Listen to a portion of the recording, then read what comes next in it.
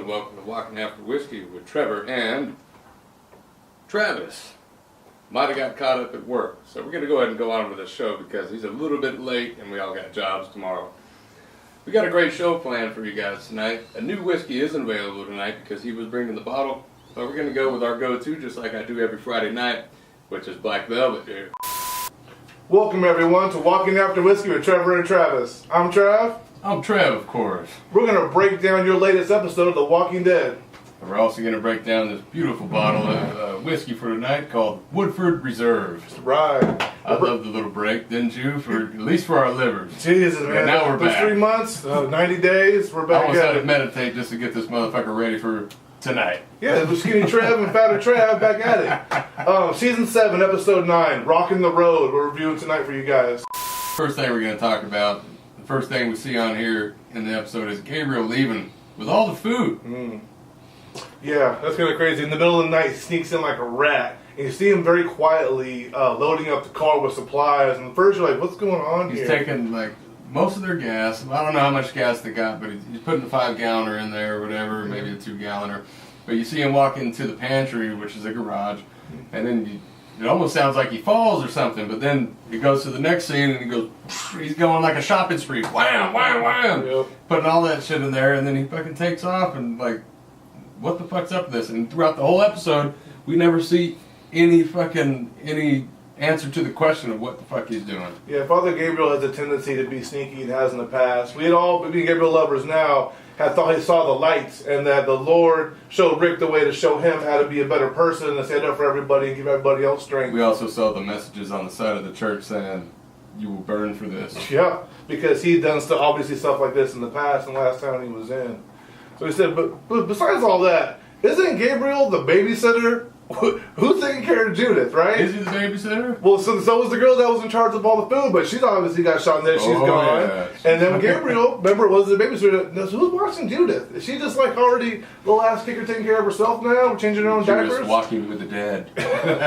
Probably walking after whiskey with that bottle from Spencer's house. Second thing we're talking about is Gregory's a bitch. We've all known this, but he really proves it in this one, man. I mean, he's talking about, I thought you guys were going to take care of the Saviors, and they did. They took care of one group of the Saviors, didn't know there was other ones there, and fucking, I mean, it's ridiculous that he's going to think that, and he's all, you guys were never here, I thank you for never being here, and go ahead and use the back door. Yeah, back to the Family Guy reference. We call guys like that, fast talking high trousers. Fast talking high trousers. Bitch talking low trousers, dude, because he's getting fucked right in that ass. Yeah, but you can tell as it goes, as Maggie's talking, she says like a lot of we, like we do this and we do that, and Gabriel's, he's like, we? Gregory is like, this is my people, I own this place, and it's almost like you see the shift happening of, who people will trust. My prediction is that motherfucker, everybody's going to rise up and kick his ass out, because right when they're leaving that, all the little pussy farmers he's talking about are waiting there, and they said, hey,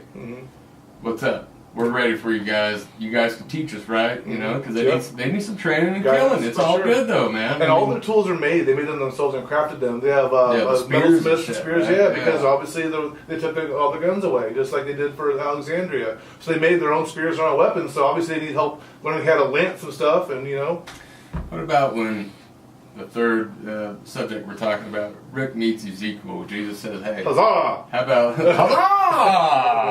huzzah?" Jesus says, hey, you know what, we got one more stop, we're not going home yet, you guys need to meet Ezekiel. And then they're all sitting in there.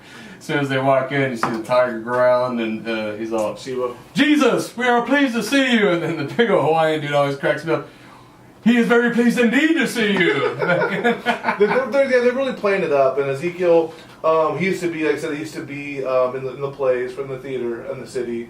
And so now he kind of gives people something to strive for, something to look forward to. And it's kind of hard that even his right-hand man, when they saw Jesus, was like, hey, what are you guys doing here in the kingdom? I mean, wait, Jesus, it's you. They kind of break the character when they know each other, That dude's all down for fucking going against Negan. Yeah.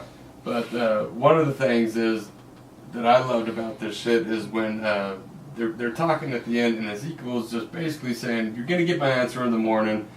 And then you see him in the morning, and he basically says no. He says, we got peace here. They don't come in our walls, so Daryl, you can stay. And Daryl says, you know what? You call yourself a king. You sure as fuck ain't acting like one. You know what I'm saying? And that had to hit him right in the fucking pow, right in the kiss it. You know. I don't know. At the end, though, reading the comic books, Ezekiel's a little more reluctant as well. His people have peace, and no one knows about their bartering. His own people don't know that they're giving the Savior's food. Yeah. He even says that. So he's like, Jesus, you told people that don't even know us my deal, and people in my city don't know he my went deal. angry black eyes on that one. We know within our own lives. If you force someone's hand, you're gonna get the wrong answer, the answer you don't want. So if you give Ezekiel the question, he might have decided, but now he's being forced. He has to be more reluctant. But the story he told that little boy when he was going to bed made me believe that Ezekiel has bigger things coming for the group and that he will switch over. He just needs to do it collectively. What was he telling the little boy? Dr. Martin Luther King's speech. Mm-hmm. Beautiful speech, man. It was awesome. Yeah. Real heartfelt. Oh, yeah. It was good stuff. And so, I mean, what you see on your DVR or whatever, how you're recording this, The Walking Dead, it says rise up on it, right? And so shit's about to get down, and I can't wait for the next episode.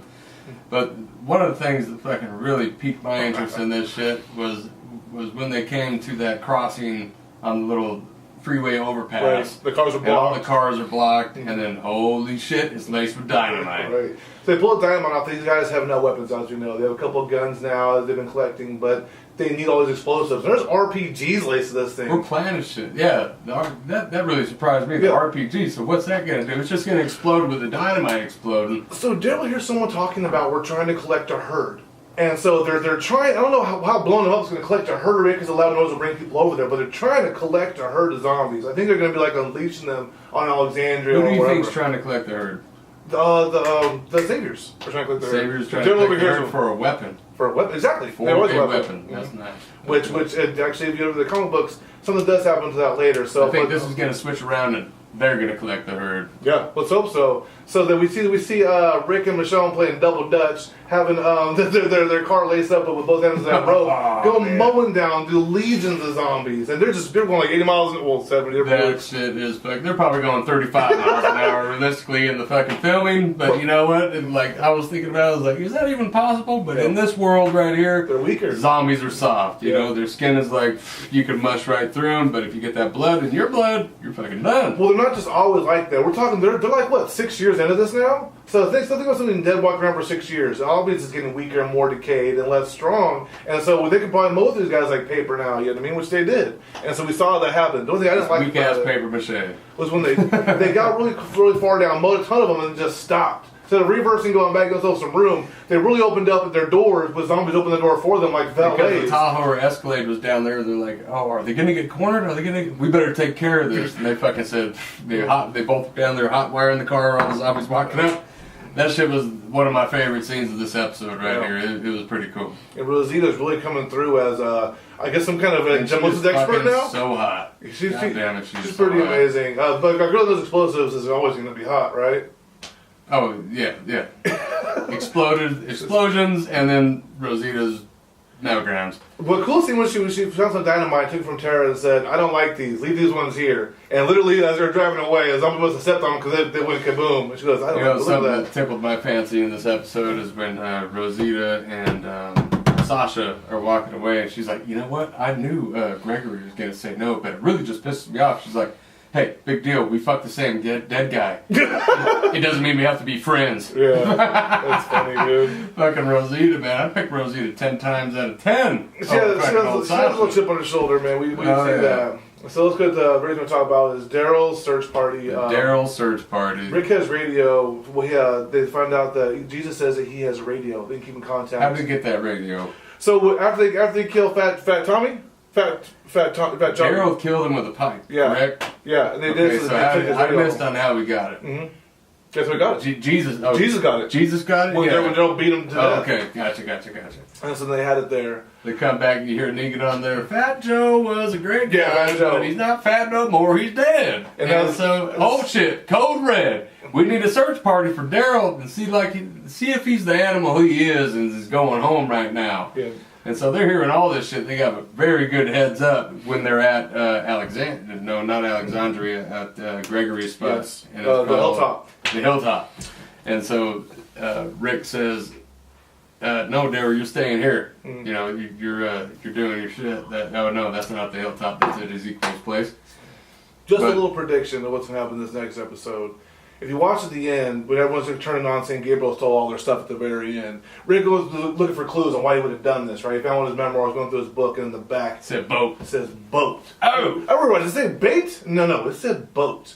And in that last episode, you see Rick going back to the boat where him and Andrew had looked for supplies, and they had to cross that moat. Oh, his gay boyfriend was fucking pissed he was going back out, Yeah, man. He wanted to stay home and do the little cuddle by the maybe fire they could build or something. I don't know, but So this group of people come out and they circle Rick and his gang. They circle them all up, and they're like, they're like basically put their guns in their faces, and you don't hear any words. But Rick starts smiling, and at this point, I've figured out what's going on. Rick knew that Father Gabriel had a pact with these people, and he was bringing that food to them to help them out. And Rick figured out, they said, boat, go see the boat, because that's where people are going to be. And Rick smiled, because Gabriel isn't messing them over. He's helping them out. oh shit. Bam, baby, Now, boom. these people, these are not the chicks from the woods, right? No, that's Oceanside. There was a lot of people, a lot of different gangs. We're going to wrap this back up. Okay. What's going on? Cheers, baby. Cheers. So this week at WhiskeyLovers.com, we got a bottle of Woodford Reserve, their rye whiskey. Very delicious whiskey, like all ryes are. I'm a big bourbon fan. Spicy, a lot of almond taste. People said they taste pears and apples in it. Not really so much for me. Just smoky and almonds. What I really love about rye is that it's not a wet, sharp whiskey, right? It kind of dries you out, so like you get more of the whiskey taste and not the bite. So it's pretty cool. Yeah. Let me ask you this, Trevor. Who on The Walking Dead would drink this type of whiskey? What kind of whiskey is it? Well, I'll tell you this right now. I know for a fact Abraham would drink this fucking whiskey because that motherfucker laughs while he kills zombies and shit, and I could just imagine him with this bottle just going, Smooth as a dolphin. and fucking hitting him up with a rifle butt and fucking getting it done. Suck my nuts. Daryl's more of a moonshine guy, but I think he would enjoy this shit too. Yeah, for sure. And if we ever meet that motherfucker, we're gonna give him some of this Woodford Reserve. Woodford Reserve is, yeah, actually the Woodford Reserve beard too. Mustache. Yeah. Totally a Woodford mustache. Oh, mustache. Alright guys, well cheers to you, please try it. You guys better be drinking right now.